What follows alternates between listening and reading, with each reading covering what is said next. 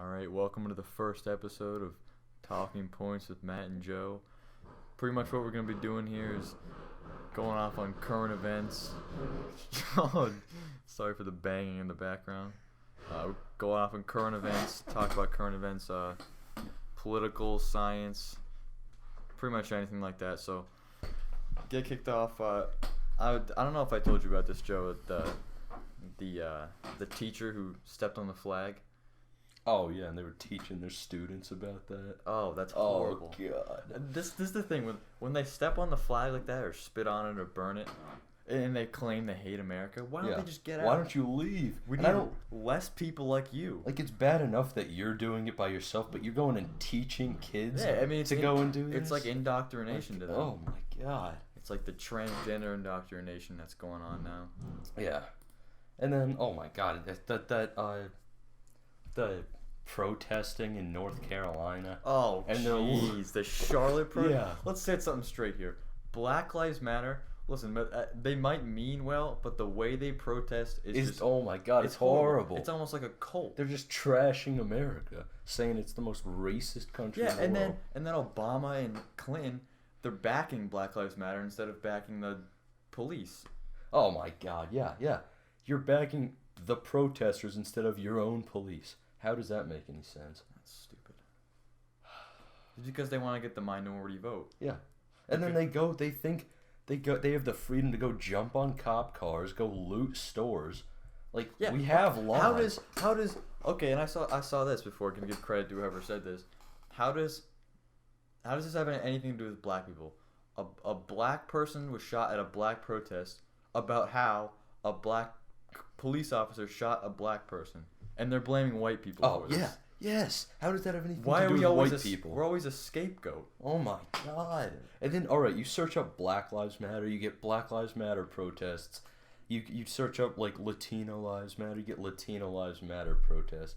You search up White Lives Matter, you get, like, white superiority and, like, kill all the blacks and stuff. It's ridiculous. Like, oh, my God. It's such a double standard that can be so blatantly racist. And they are. Yeah, they're so blatantly racist. They can say... what sounds better? If someone came up to you and said, "Oh, what's up, white boy?" Yeah. And if I said, "Oh, hey, what's up, black boy?" Blackie. It sounds horrible. Oh my god. It's a double standard. It's ridiculous. And they're racist against white people, and they're racist against themselves, which is the thing that I hate the most. Okay, in Black Lives Matter, what are you protesting against? How the cops shoot you or whatever? There was more black on black crime in this country than anything else. Oh my god! It was black on black murder. Yeah. 72% of or 90% of murders committed by blacks are against each other, and 72% of all murders are committed by black males. Oh my god! It's so stupid. It's ridiculous. And then it's like 19% of this country is black, and like they're responsible for like I don't know some percentage above 50%. Of the crime. I'm pretty sure Milo Yiannopoulos, is that his name? He was talking about that. Yeah. Look up black crime rate. But like this, and like I'm not racist here. I'm just looking at. We're just stating facts. Facts. Whites account for just 31% of all crime. Black people commit 52% of homicides. Yeah, 72 is a little high, but still 52. Yeah. 52% of homicides, and they're 19% in this country. 19% of the population, or 13. And to the Democratic Party, what they do to help the minority communities is they give them welfare and Social Security benefits and like the health care.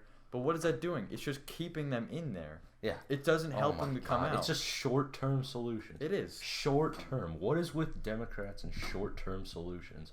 Oh yeah, we're gonna do foreign aid. We're gonna ship off a bunch of food to the Africa. Most of it gets taken by the warlords there, and what else gets through, they eat, and they're done with it. It's stupid. Instead of teaching them to grow their own stuff, instead of putting a government there, toppling the warlords, and putting a government in place, and putting farming in place, agriculture. Well, okay, in the minority communities, the way to help them out is create jobs. Yes. Don't just. Oh my god. Don't just because if you keep giving them stuff, they're gonna keep expecting stuff.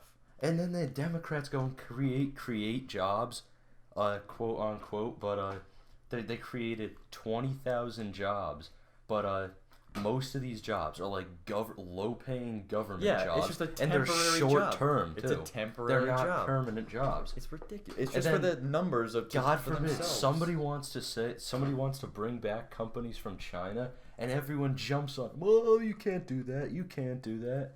Why? And they say it's not that easy. You know what? Yeah. You know what you do? You raise the tariffs. Yeah, you raise the tariffs, so it's impossible. And you provide an incentive to come back to So it's the hard US. for us to import from China without just going into debt, even more than we already are. So you're forced to produce here. But that also goes back to minimum wage. If you increase the minimum wage, you know how much we're gonna produce in China? Because what are they paying? 20 cents an hour to $15 an hour is what we're gonna raise it to. We're gonna ridiculous. Pay $15 an hour. That is if you don't lose your job first. If you lose your job, you're done.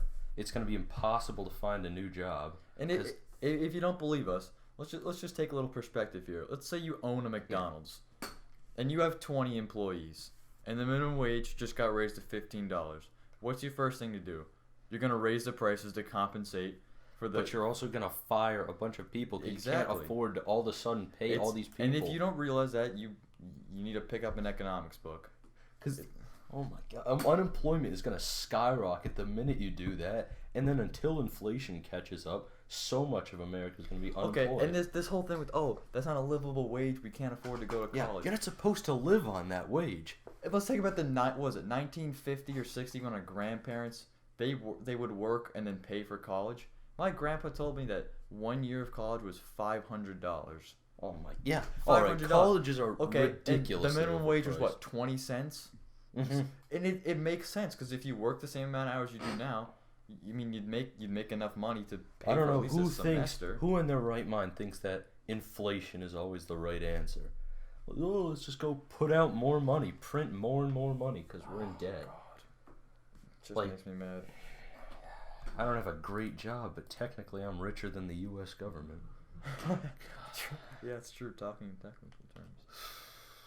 Let's check the clear overs here. Yeah.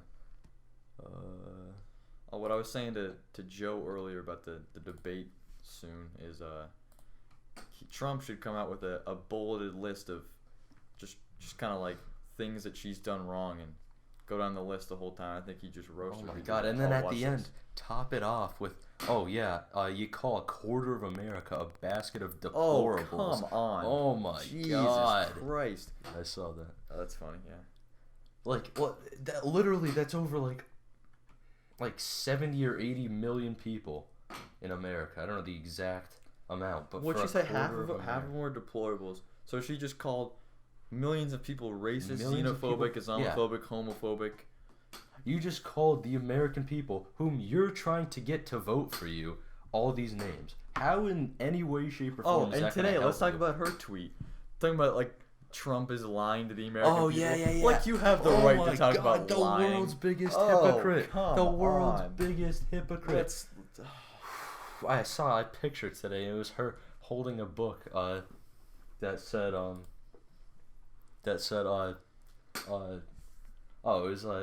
it was like Hillary reading How to Tell the Truth for Dummies. But why would you? Like, Trump has his flaws. Let me tell you. I saw this one picture. I think it was on Instagram. It was like she somewhat lied to the families of Benghazi, leaked classified information, like a bunch of other things, and then comparing them with Trump. Trump said mean things. Yeah, Trump said mean things. Oh my God! All these things you are know what wrong happened? in this world, and you're worried about my tone. You know what happened? You know what happened when Hillary called us basket of deplorables? We got over it in what, like 30 minutes? Maybe the Jesus Republican media bitched about it for like, I don't know, a few days, and then we got over it. If, oh my God, God forbid, Trump would say anything like that, the world would blow up. Let's talk about her health for a second. Oh my God. First off, if she does have bad health, she's not fit for the presidency. And second off, if she doesn't have bad health, it's just a publicity stunt, so it just gets the eyes off of all her other shit. Oh my God, I just saw today. I was watching these videos. It was like her at the Democratic National Convention where the balloons dropped, and she starts like having like a seizure, yeah. like an There's so many, aneurysm. and that video where the guy said Hillary for president, she said, "Let's make it happen." Yeah. Come on, like God. And then there was like one interview she was in, and all of a sudden she like stopped talking, pulled out like a cup of coffee. She's like, "Try this coffee," and started like having a seizure.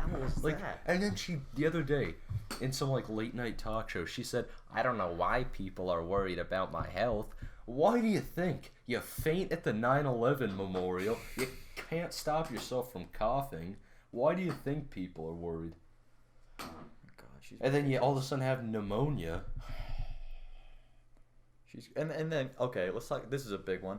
She's got the balls to talk about white supremacy when she's preaching it to these poor people. She's preaching to these and poor what is she wearing? A people. $30,000 Armani jacket, Yeah, and her daughter's got $1 million my apartment God. in Upper West Side. Like, what is this? I feel for you. I feel for you. True, I'm being paid like hundreds of thousands of dollars to say this by Goldman Sachs. How is she worth hundreds of millions of dollars if she doesn't own a business? She works in the government. How is she worth that much? Come on.